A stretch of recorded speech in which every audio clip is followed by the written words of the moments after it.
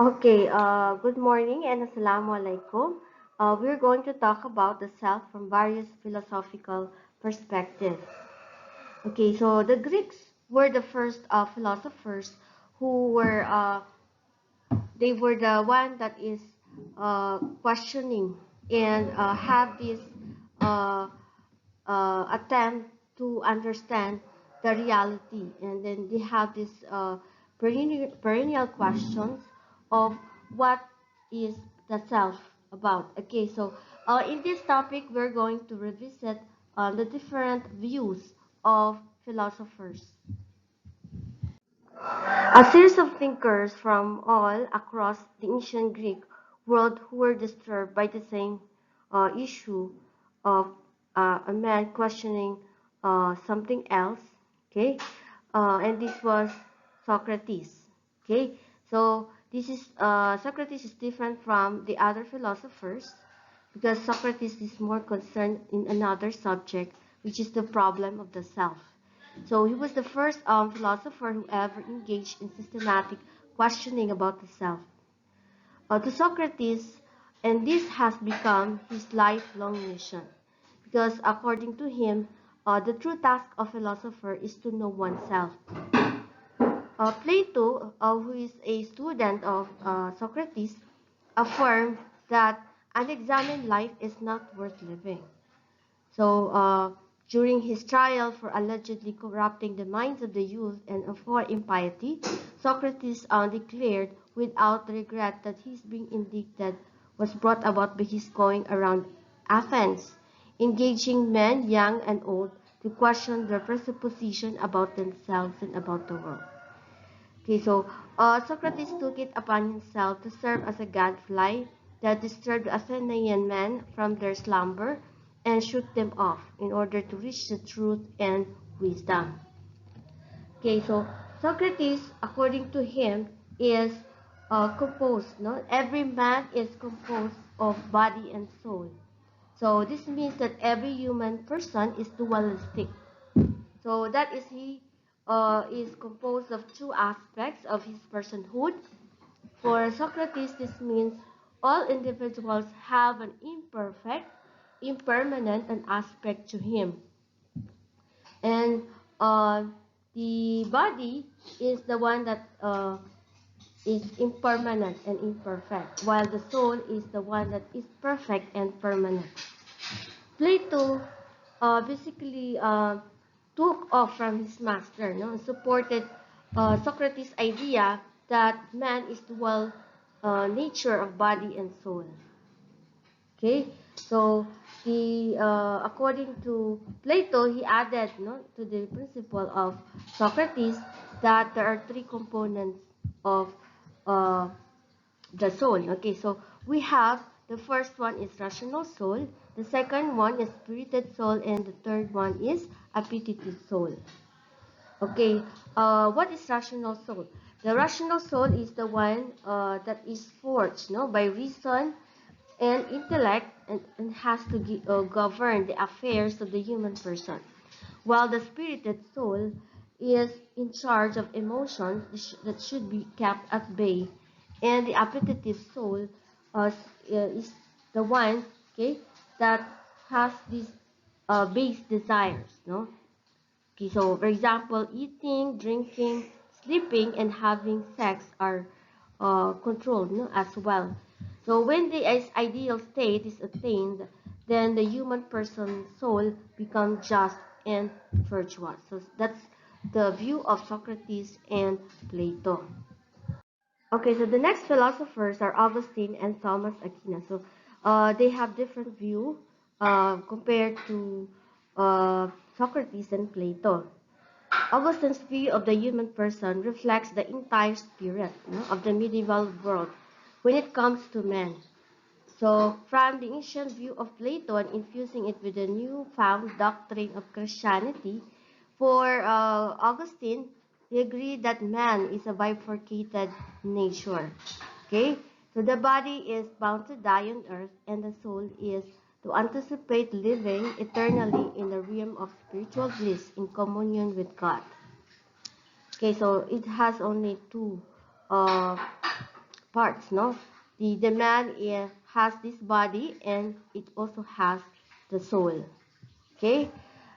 Okay, so just like Muslims, no? Muslims and Christians, they believe that uh, body will just disappear, no? When you die on earth, and what really remains is the soul, because the body can only thrive, no, in the imperfect physical reality that is the world, whereas the soul can only stay after death in an eternal realm with the all transcendent God.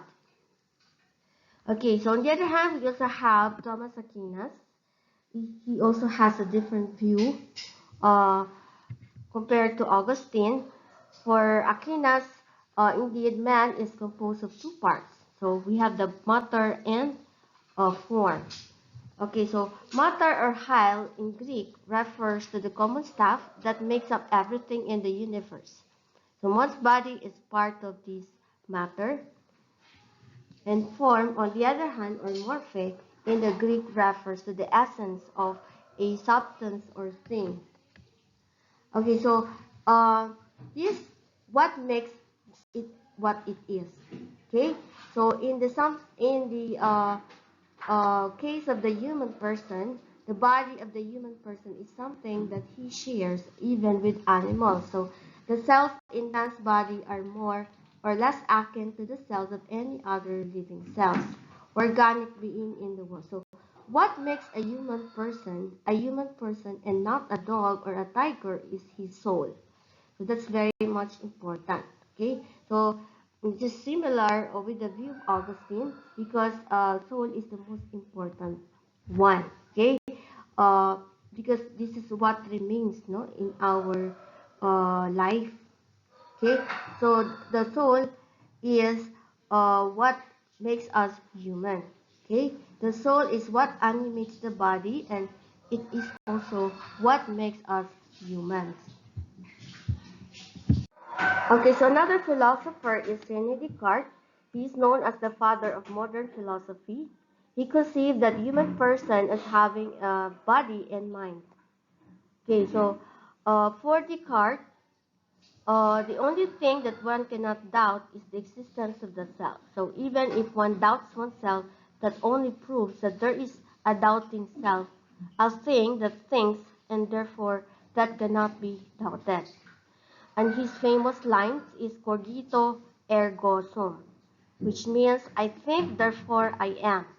So the fact that one thing should lead one to conclude without a trace of doubt that he exists. Okay, so Descartes has this view that man has two distinct entities.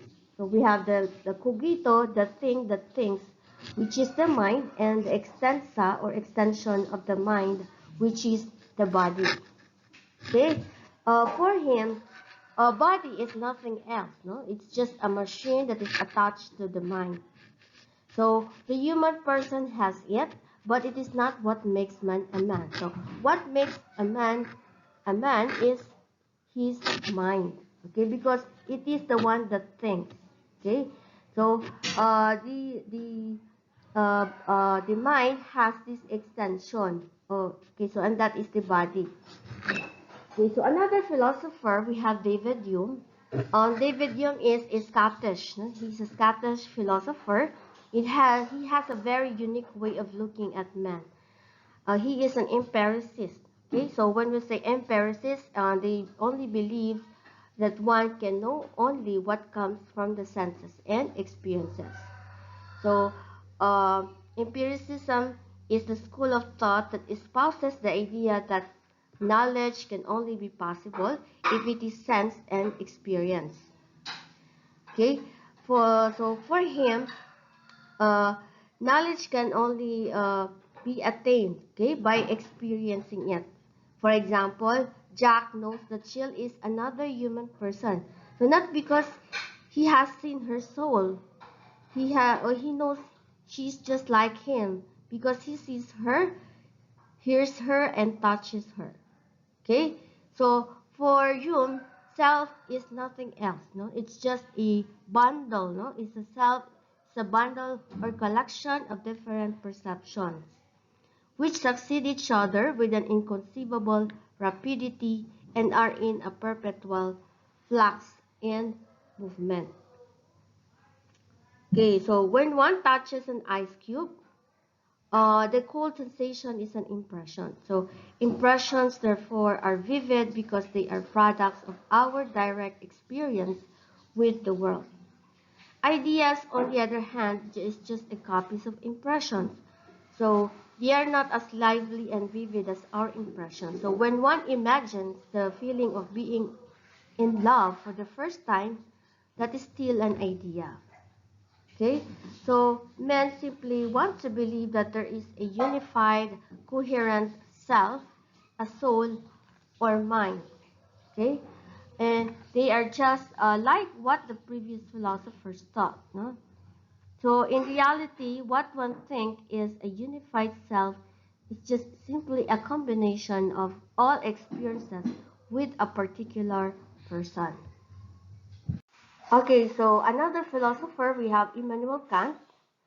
Uh, this starts with the perception and sensation of impression because according to Kant, uh, things that men perceive around them are not just randomly infused into the human person without an organizing principle that regulates the relationship of all these impressions.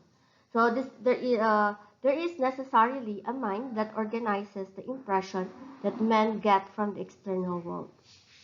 Okay, so the time and space. Okay, for example, these are just an ideas that one cannot find in the world, but it is built in our mind. So he called this apparatuses of the mind. So for him, the self is not just what gives one his personality, but it is also the seat of knowledge acquisition of for all human persons. Okay, so another philosopher we have the Gilbert Ryle. Okay, so Gilbert Ryle solves the mind-body dichotomy that has been running for a long period of time in the history of thought.